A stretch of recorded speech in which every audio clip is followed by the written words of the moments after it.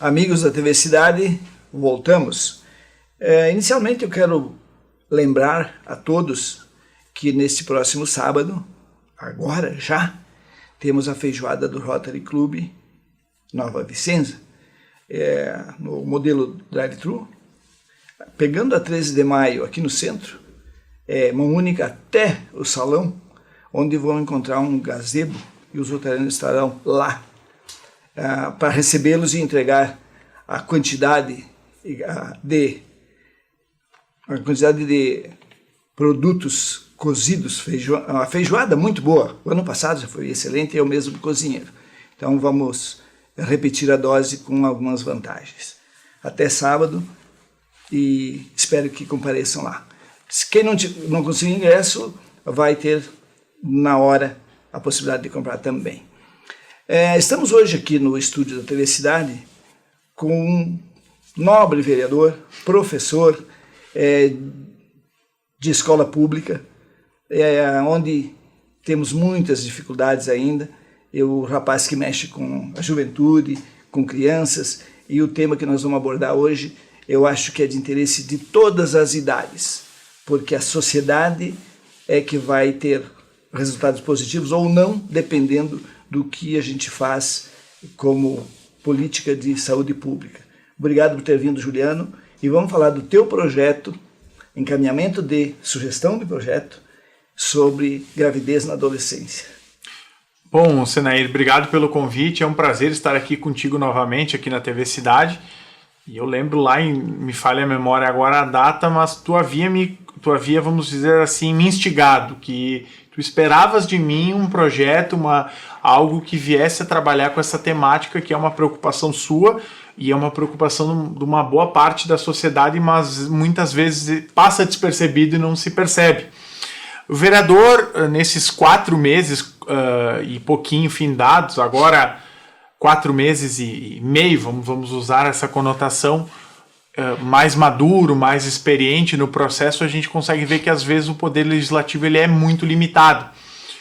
A premissa dele, primeiro, tudo que houver custo, o vereador ele não pode apresentar como projeto de lei, porque isso implica em gastos e aí é inconstitucional. Tem o vício de origem, então tem que ser apresentado como uma sugestão de projeto de lei. Então é comum que o vereador vai apresentar projetos cujas temáticas elas não impliquem em recursos, em gastos públicos, por essa questão que eu exemplifiquei.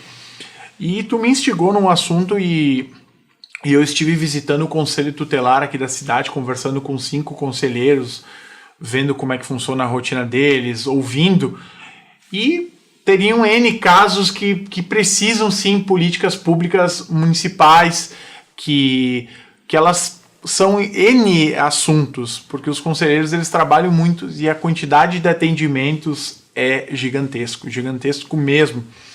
E um dos assuntos que tu me instigou e eu fui buscar sobre a questão de casos de gravidez na adolescência.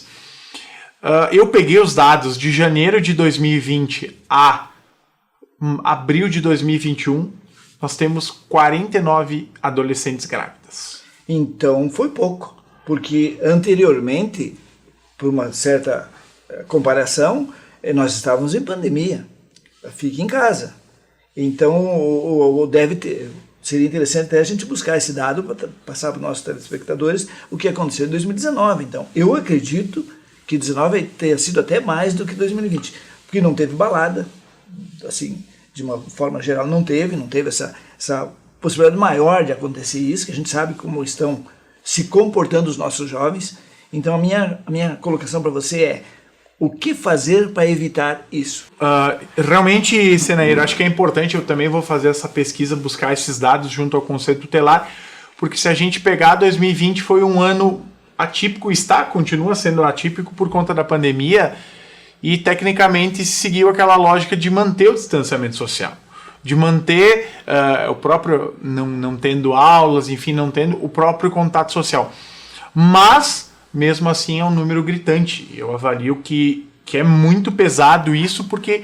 E aí eu busquei, e claro que cabe um parênteses, que tem alguns desses casos que pode se enquadrar como estupro e abuso. E aí eu não sei mensurar precisamente quantos que não me foi passado essas informações, mas um número deve se enquadrar nisso. Mas são casos graves, porque a jovem, a menina, a adolescente com menor idade tem 12 anos. E quando a gente pega isso, choca, chama atenção. Como eu falava na Câmara enquanto eu apresentei o projeto, praticamente é uma criança que está gerando outra criança. Então a probabilidade dessa criança nascer e ela não ter um acompanhamento, não ter um respaldo, primeiro pela própria questão da mãe, que não tem capacidade, primeiro, cognitiva, ou quiçá, talvez, financeira, para manutenção, para criar, então já vai gerar um problema e é um ciclo. Vai para um lado, vai para o outro, e é uma história que, infelizmente, se repete. Por isso que esse projeto, essa sugestão, ela vem para tentar ajudar, primeiro, diminuir os casos e, quem sabe, num futuro melhor, zerar isso, né? Porque muitas vezes, Juliano, você sabe, acompanha dentro da própria escola, começam os ensaios de sexualidade muito cedo. É normal isso, cada vez mais cedo. Se não tiver uma boa orientação, porque o que eu vejo muitas vezes nas famílias, principalmente nas famílias tradicionais, e aqui não se trata de classe social, a família mais tradicional ou menos tradicional, não falam de sexo. Isso é uma coisa proibida dentro da casa. Tabu. É um tabu. Aí o que acontece? Chega lá nos 13, 14, cada vez mais cedo, 15 anos, ninguém leva num ginecologista para que ele explique, oriente a filha e até o filho, como funciona essa coisa e o que isso resulta. Isso precisa de orientação. Então eu acredito que o poder público dos municípios podem, de alguma forma, viabilizar que as escolas consigam, através de palestrantes ou coisa parecida, mostrar a essas crianças e jovens, não sei em que idade começar, os educadores é que sabem, mostrar claramente o que é isso e as consequências. É que, na verdade, eu acredito que o primeiro ponto tem que ter uma ruptura com algumas questões que elas estão sendo vistas num viés ideológico. Não, a gente está falando de saúde pública, a gente está falando de convívio social. Tem que ser comentado, discutido e apresentado não para ensinar o jovem a praticar, mas sim sobre se praticar e não se prevenir o que acontece. Exato. Além de gerar uma criança indevida, porque vamos pegar uma menina de 12 anos, ela não pensa em ser mãe aos 12 anos. É meio lógico isso. Mas precisa orientação, porque, querendo ou não querendo, alguns métodos contraceptivos essa jovem pode encontrar nos postos de saúde. E quando a gente fala isso, é importante reforçar que se tenha, que se pense, que se busque, porque senão isso vira um problema social e vai gerar uma grande desestruturação. E aí o que acontece? Tem aquela máxima, o melhor remédio é a prevenção. Então tem que fazer isso, porque depois que acabou ocasionando isso, ele gera um impacto muito grande na sociedade. Primeiro ele começa com a menina. Por quê?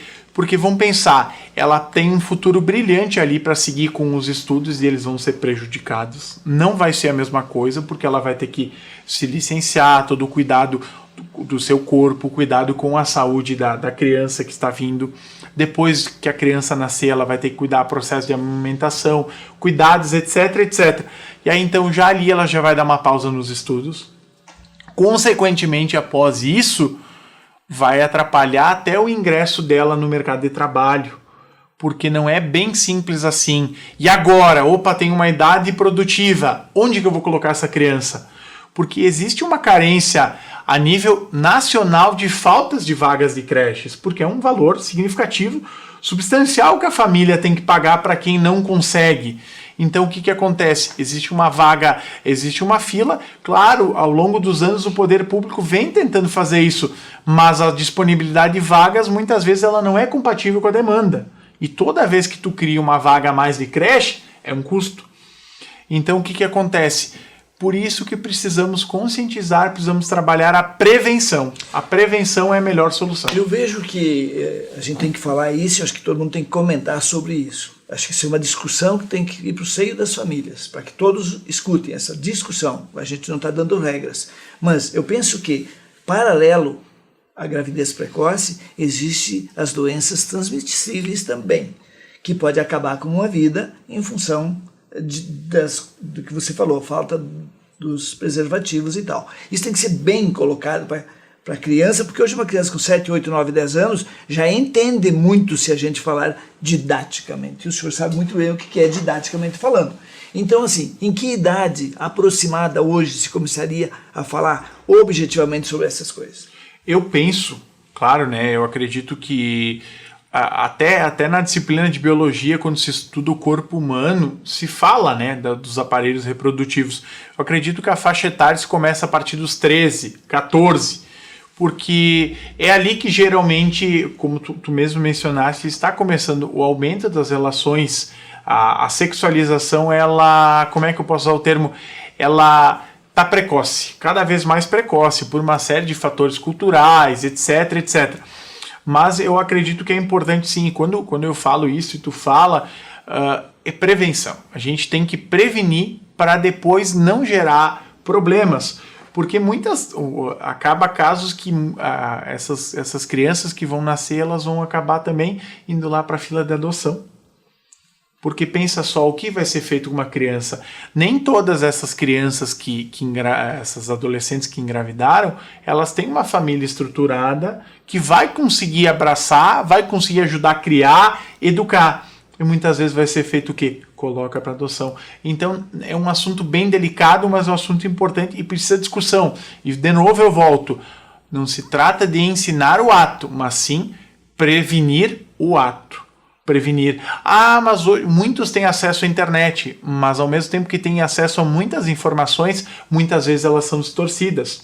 Por isso que é importante buscar meios, programas, projetos que auxiliem a levar o conhecimento.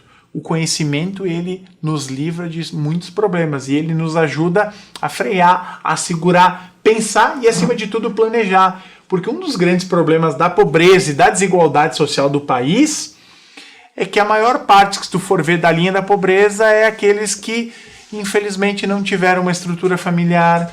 Muitas vezes a mãe tem 5, 6 filhos, vive num cômodo, não tem estrutura física, não tem questão de alimentos que dê conta. Então é um ciclo vicioso que se repete. Então por isso o planejamento e a prevenção, eles têm que andar junto com uma política pública municipal. Por isso que eu apresentei essa sugestão de projeto de lei. Me diz uma coisa, seria possível... para mim é um projeto super importante em qualquer cidade, independente do seu grau de desenvolvimento. Qualquer cidade tem que pensar nas suas crianças, futuros adolescentes, futuros adultos, desde a educação, inclusive a educação sexual, através do Ministério da Cidadania, dos Direitos Humanos, que me parece que essa ministra que está aí agora é muito dedicada, ela é muito de olhar para essas pessoas com dificuldade. E não caberia um projeto junto à prefeitura encaminhar, de repente, um projeto que pudesse buscar recursos para que fizesse um projeto consistente para esse atendimento? Eu acredito que sim, eu acredito que dá para construir. Aquilo que eu falava contigo antes, fora dos bastidores, nós temos que romper uma barreira tradicional da política. Existe a situação, que é a base governista, existe a oposição. Ambos não são inimigos, ambos têm mesmos objetivos, que é a cidade. E assim eu penso, assim executo e creio que os demais colegas vereadores pensam e agem da mesma forma. Quando falamos na cidade, nós temos que pensar coletivamente. E eu estou 100% disposto a conversar com o executivo ajudar, vamos construir um projeto e levar até a ministra Damares, fazer uma audiência com ela em Brasília, ir lá conversar, apresentar dados, e defender, sustentar. Ministra, nós precisamos de recursos para nós investirmos na educação, para prevenir a questão aqui das crianças, dos adolescentes, porque isso sim é fazer e ampliar as barreiras. Tem muito recurso fora da cidade. Infelizmente, nós teríamos que ter mais recurso aqui e menos lá em cima. Mas a gente tem que agir tem aquele ditado, não tem cão, tu caça com gato. Então a gente tem isso aqui, partimos para lá. Então eu acredito que sim, que dá para fazer uma convergência porque nós estamos falando da cidade, nós estamos falando de cidadãos, nós não estamos falando de um projeto porque o vereador A, o vereador B apresentou, nós estamos falando de um projeto que tem dados.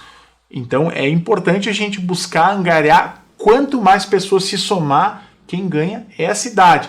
Claro, não pense, nós conseguimos, mas vai ser um processo que não vai ser de um ano para o outro que a gente vai colher frutos.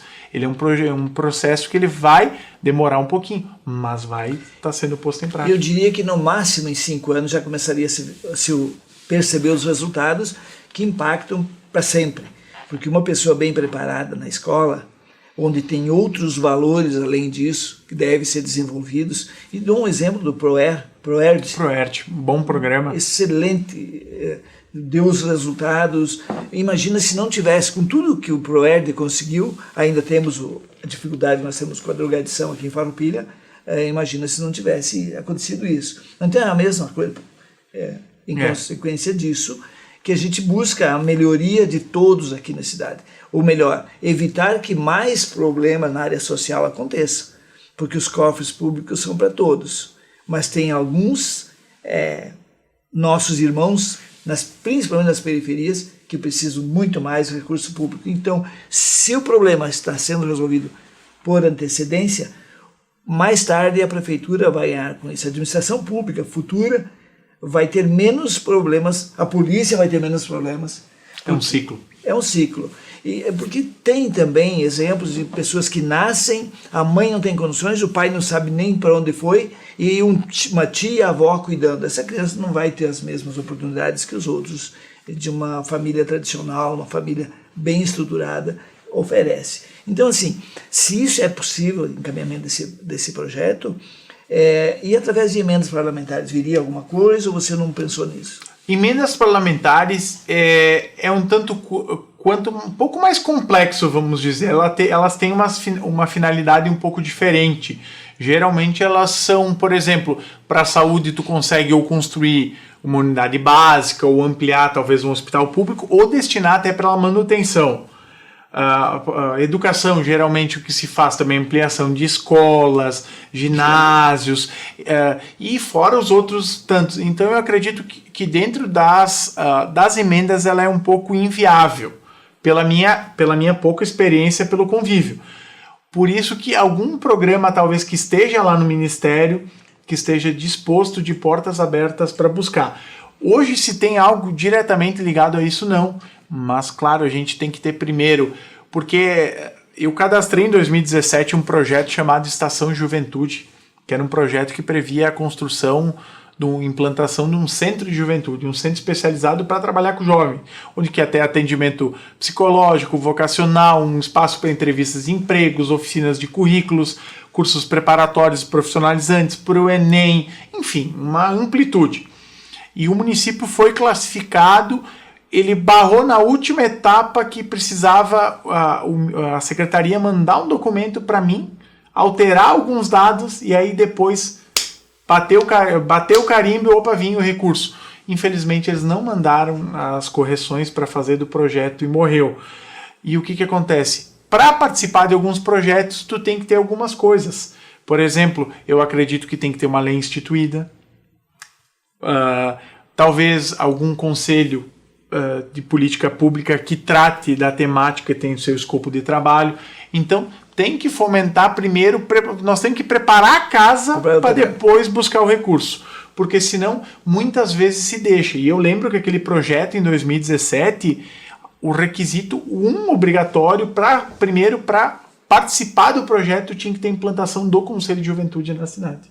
Então a primeira coisa que eu tive que construir foi a implantação do Conselho de Juventude. E foi implantado? E foi implantado. Agora ele está, desde o ano passado ele está desativado, mas nos próximos dias eu vou estar reunido com a secretária Luciana Zanfeliz e eu vou estar passando algumas orientações para ela, para nós convergirmos. É aquilo que eu falei. A política de juventude ela é mais importante do que uma política, porque o Juliano levantou isso. Eu estou à disposição para ajudar. E eu acho que essa política de prevenção, lá no começo da nossa conversa, ela é mais importante do que a segurança pública. Quanto vai diminuir as demandas de segurança pública se nós tivéssemos uma juventude preparada para o mercado de trabalho? Porque o mercado de trabalho não significa só você roçar, capinar ou coisa parecida. O mercado de trabalho tem na cultura, tem nas artes, o mercado de trabalho é imenso. Se Deus quiser, no próximo ano a gente vai ter tudo isso voltando à normalidade, que é o que precisa. Tomara, inclusive eu tenho um projeto do primeiro emprego, que eu só não apresentei esse ano, porque nós temos uma lei complementar federal que controla gastos. Então está pronto o projeto para apresentar, mas eu tenho que primeiro passar essa lei complementar. Falando em primeiro emprego, eu quero ver se consigo trazer aqui na TV um menino que hoje é dono de empresa, e uma empresa boa, por sinal. Ele deve estar com 32 anos agora. Ele começou a trabalhar com 11 anos. O pai dele estaria preso, mas aí como ele foi trabalhar numa empresa de amigos, ele foi lá para valer o chão da fábrica, com 11 anos. E aí ele, quando sobrava tempo, ele varria rápido para ir esmerilhar, soldar, aprendeu tudo dentro dessa empresa. Aí ele perdeu o pai com 17 anos, a mãe dele emancipou para ele ter uma empresa, e aí ele quis montar uma empresa. E hoje ele é dono da Termo Rio, em Marau, fabrica carretas frigoríficas, para você ter uma ideia, uma carreta é 200 e tantos mil. A empresa dele está super bem, falei com ele há pouco tempo. Eu quero trazer ele aqui nos estúdios da TV para contar a história dele. E aí é aquela história, não pode trabalhar até, no caso da metalurgia, antes dos 18, não pode. Veja que eu estou dando um exemplo. Quanto mais cedo a criança tiver vontade de trabalhar, mas nós temos uma ferramenta que infelizmente ela não é muito utilizada, que é o menor aprendiz, jovem aprendiz. Que o que acontece? Que tem um percentual nas empresas, conforme a proporção da empresa, que é o quê? Uma oportunidade. Que o que acontece? Tu pega a partir de 14 anos o jovem pode se inserir. Um turno ele estuda, outro ele vai aprendendo e aos poucos. E esse jovem aprendiz ele vai de 14 a 24. Claro que depois, ao longo de 2 ou 3 anos, esse jovem ele já vai ter uma outra cabeça, uma outra maturidade. E o que acontece? Ele começa a otimizar o tempo e ele começa a enxergar de outra forma. Uma das coisas que eu tenho previsto para esses 4 anos de mandato é tentar trabalhar essas pautas perante a juventude para tentar ampliar debate e ampliar políticas públicas. Nós estamos num processo interno de regimento interno, enfim, e eu estou com um trabalho e uma proposição da criação de uma frente parlamentar da juventude para trabalhar todas essas temáticas, primeiro emprego, inserção no mercado de trabalho, educação, enfim, tudo isso que a gente está falando para ter um corpo, vamos dizer, institucional de Câmara de Vereadores e levar para a comunidade, ir lá para a Assembleia, ir lá para Brasília e assim por diante ampliar. Ou seja, o senhor quer diminuir os nem. Nem Exato. estudo, nem trabalho, nem coisa nenhuma. Não, nós não podemos admitir isso. E o Rio Grande do Sul era um dos que tinha menos e agora aumentou bastante. Aumentou muito.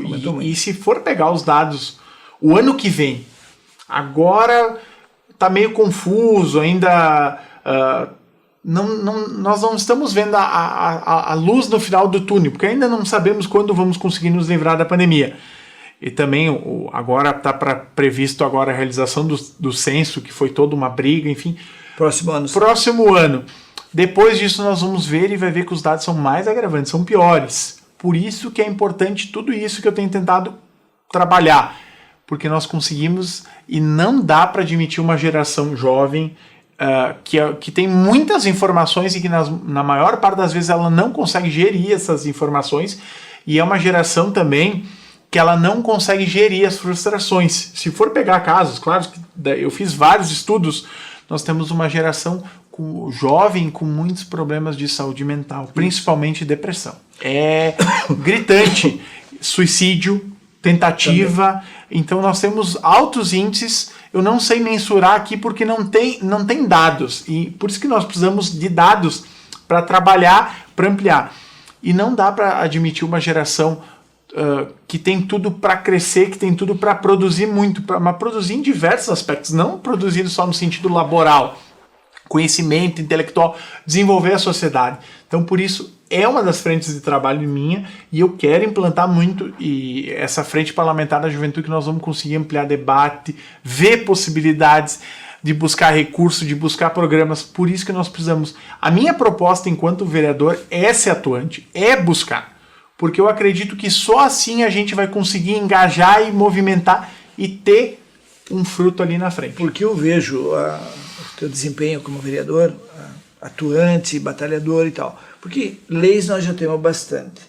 O que falta é nós identificarmos onde estão as nossas fraquezas no município, onde estão os nossos maiores problemas e atacar os problemas na raiz. Não adianta nós botar um policial na rua, encher a cidade de policiais e deixar as crianças entrando para as drogas, sendo soldado do crime, aquela coisa toda, que sempre vão ter. Um morre aqui, nasce 2 lá no outro lado. Então, a prevenção, de novo, vereador, a prevenção para que isso não aconteça. Nós estamos indo para o final, não sei se tu quer deixar alguma mensagem, alguma... Não, eu quero de uma forma bem resumida. Primeiro, novamente, eu quero agradecer o espaço. Quero dizer que eu estou à disposição, que as demandas da comunidade, eu tenho desenvolvido alguns projetos, como, por exemplo, o Gabinete Móvel, onde que cada mês eu vou num bairro, algum local, e eu converso com a população, além de ter o gabinete digital, onde que tem o site, Facebook, Instagram, WhatsApp, e-mail, todos os meios para poder comunicar e conversar com o cidadão, com o contribuinte. A última edição nós realizamos esse mês, foi no Paradão ali da Praça da Matriz, então conversei com diversos cidadãos. Estou aos poucos vendo as demandas conforme dá para encaminhar. Algumas não são tão simples, requer reunião, requer um pouco mais de trabalho, mas estamos lá monitorando, atentos. E também dizer que eu tenho tentado trabalhar muito, e tudo que eu apresento tem uma justificativa, não é para dar volume, porque se for só para dar volume não precisa. Eu tenho 16 sugestões de projetos de lei, 15 foram aprovadas, uma não foi aprovada, né? Infelizmente, mas na semana passada o prefeito pôs em prática através de um decreto. Que bom que eu levantei uma pauta e não foi através do meu projeto, mas foi através do interesse da comunidade. Quem ganha é a cidade, não é o vereador Juliano. E também aprovei 2 projetos, um decreto legislativo, criação do programa Jovem Parlamentar, jovens de 18 a 25 anos, para viver um dia de vereador. É uma espécie de um vereador por um dia, mas jovens universitários, que traz uma outra visão, para somar o legislativo e também chamar a comunidade para estar mais próxima, mais presente, e esse público que precisa, que é um público que é formador de opinião. E também aprovei o projeto do grafite, que institui como uma arte, com uma cultura a ser preservada e fomentada no município. Já virou lei, não sei agora o número da lei. Tem 2 projetos tramitando meu na casa de minha autoria, o Consulta Pública, que é um projeto que ele visa oportunizar lá no meio digital lá da Câmara, no site. Por exemplo, o Senair, que nós estamos votando um salário de aumento do IPTU, um projeto de aumento do IPTU. O que a população pensa disso? Vai lá e vai dar seu parecer, a favor, contra, para mensurar, para ver também o termômetro, o que a população pensa. E também tem um outro de segurança animal, que é para fazer com que os condomínios comerciais e residenciais ajudem a denunciar os maus tratos dos animais. Claro, infelizmente tem algumas partes de obrigação e tal, mas tem coisas que a gente tem que avançar, e a ferramenta é através da legislação. Mudar e melhorar a vida de todos. Exato, esse é o meu objetivo. Quando eu resolvi me filiar a um partido político e, acima de tudo, botar meu nome à disposição para concorrer, porque não é tão simples, né? Tu ouve muito xingamento na rua, as pessoas te cobram muito, as pessoas não sabem como funciona na maior parte das vezes, mas eu estou dando o meu melhor, e isso... eu fico muito feliz e vou aumentar a produtividade. Até o final dos 4 anos vocês vão cansar de me ouvir falar que tem muito projeto que eu vou levantar. Muito obrigado por ter vindo. Obrigado a todos. Até a próxima.